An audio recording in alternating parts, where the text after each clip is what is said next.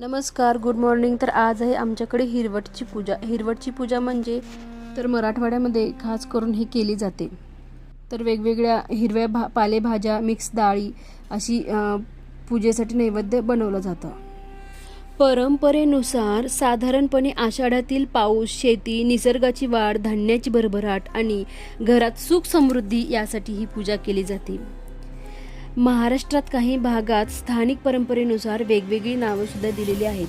हिरवा रंग समृद्धी, सुपीकता आणि आरोग्य, नवजीवनाचे प्रतीक मानले जातात. तर पूजेसाठी छोटेसे रोपटे, तांदूळ, कणकीचे दिवे, झाडांचे हिरवे पाने, हिरवा कपडा घेतले जातात. दगड म्हणजे देवतेचे किंवा निसर्गाचे प्रतीक. तांदूळ म्हणजे धान्य आणि अन्न भरभराटीचे प्रतीक. पिठाचे दिवे प्रकाश, सकारात्मकता आणि अज्ञानाचा अंधार दूर होणे. झाडांची हिरवे पाने, फांदे निसर्ग आणि वनस्पतीचे वाढीचे प्रतीक मानले जातात. हिरवा कपडा निसर्ग, पाऊस, नवीन पालवी, शेतीची वाढ याची पूजा केली जाते.